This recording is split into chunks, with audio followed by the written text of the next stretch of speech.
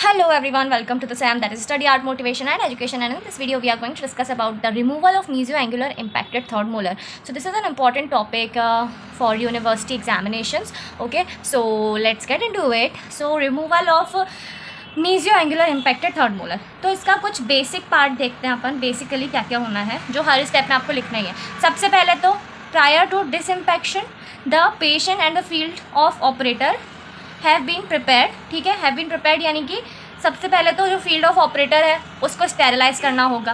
ठीक है, पेशेंट को एग्जामिन करना होगा कि डिसइम्पैक्शन कहाँ है कहाँ नहीं है, और जहाँ पर भी है वहाँ पर हम एले देंगे. ठीक है, now preparation of patient starts with mouth wash. Patient का सबसे पहले क्या करोगे, माउथ वॉश करोगे of any suitable antiseptic agent to reduce the intraoral bacterial count. ठीक है, बैक्टीरियल काउंट थोड़ा सा कम हो जाएगा तो वो ज़्यादा सही रहेगा.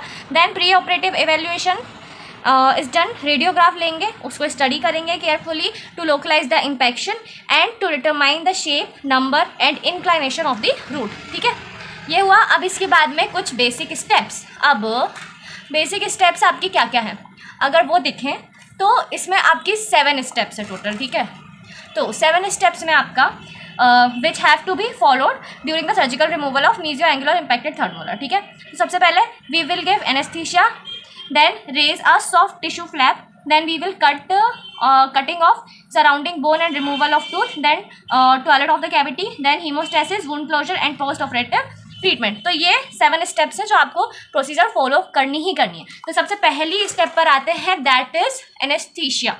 Now anesthesia normally it is best removed under LA using mandibular block.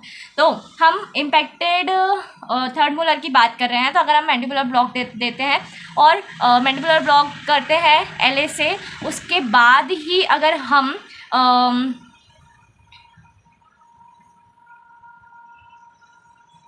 okay, so anesthesia normally it is best removed under LA using mandibular block. Okay, now raising a soft tissue flap. Second step is raising a soft tissue flap. तो इसको most commonly हम obviously incision लेंगे, and जो incision होगा वो L shaped flap का होगा. ठीक है, then it will start from lingual to external oblique ridge on the ramus of the mandible, then it will get directed anteriorly till it contact the midpoint of distal surface of second molar tooth, then continue buccally around the neck of second molar ending at mesiobuccal angle, then extend down towards the mesiobuccal fold at an angle of 45 degree for half an inch. Okay, तो अगर मैं इसे simple step में बताऊँ तो सबसे पहले हम यहाँ से lingual to external oblique ridge जाएंगे on the ramus of the mandible. इसके बाद का स्टेप ये हो जाएगा, then directed anteriorly till it contact the midpoint of distal surface of the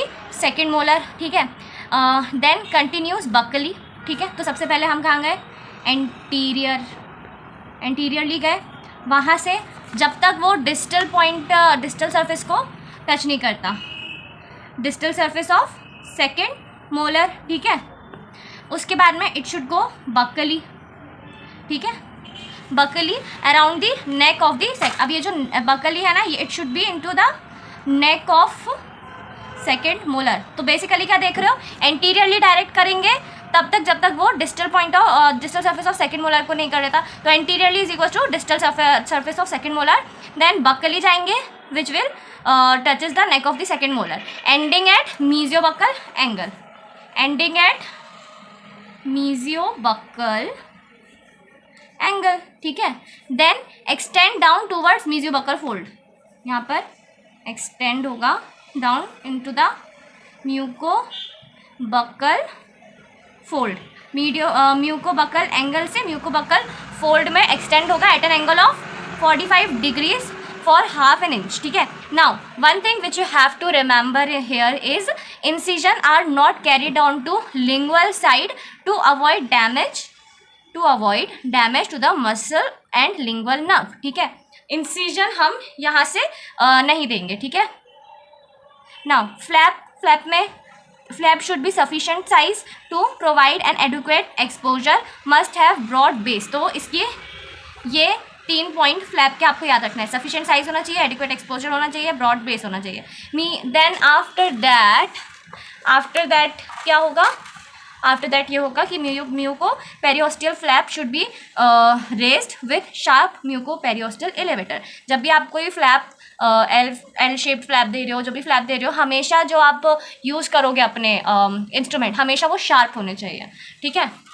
now coming to the L shaped flap. L shaped flap कैसे दोगे? वही जो अभी मैंने आपको यहाँ पर ये बताया है ना, ये जो मैंने आपको बताया ना, उसी को मैंने यहाँ पर लिखा हुआ है बिल्कुल आसान शब्दों में, क्योंकि वैसे ना जब भी आप पैराग्राफ में लिखते हो तो नहीं समझ में आता है यार, बहुत समझने की कोशिश, लेकिन उसी चीज़ को आप इसमें लिख देते हो चार्ट वाइज तो बहुत जल्दी याद होता है। तो एल शेप्ड फ्लैप कैसे दोगे? Lingual to external oblique ridge on ramus of the mandible, then we will direct it anteriorly till it contact the midpoint of the distal surface of second molar. It will continue buccally around neck of the second molar, then end at mucobuccal angle, extend down towards mucobuccal fold at an angle of 45 degree. Simple. इतना सारा जो मैंने यहाँ पर लिखा, इतना सारा जो मैंने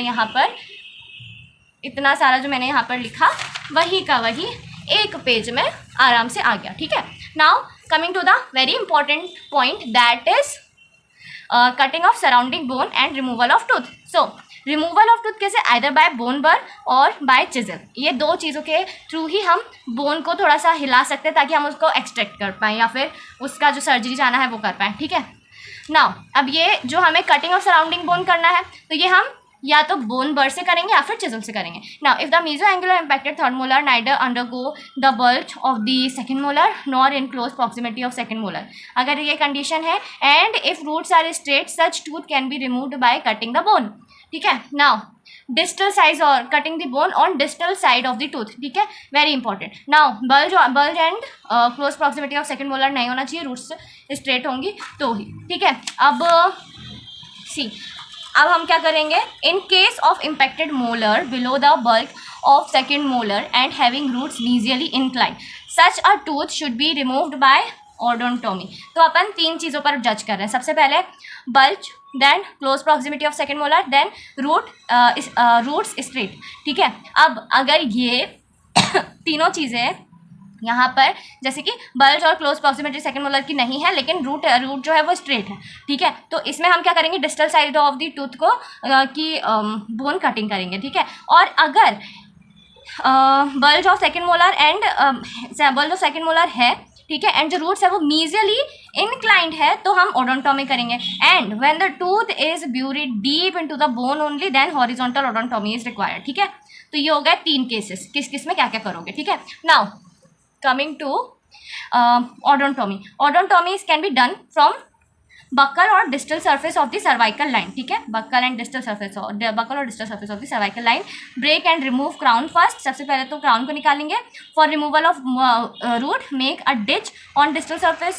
Take bone as fulcrum and then remove these with Crayer's elevator, ठीक है। ये तो सबसे पहले क्या होता है ना, कभी कभी टूथ निकालने में जो क्राउन होता है, ये आपका टूथ है, ठीक है, ये आपका क्राउन है, ये मान लो फ्रैक्चर्ड था, पहले से फ्रैक्चर्ड था, अब इसको निकालने की कोशिश करोगी। ये आपका क्राउन हो गया, ये रूट हो गया, ठीक है। अब ये क्राउन पहले से फ्रैक्चर्ड था, ठीक है, अब इसको अपने को एक्सट्रैक्ट करना है। अब इसको एक्सट्रैक्ट करने की कोशिश करोगे तो क्या होगा?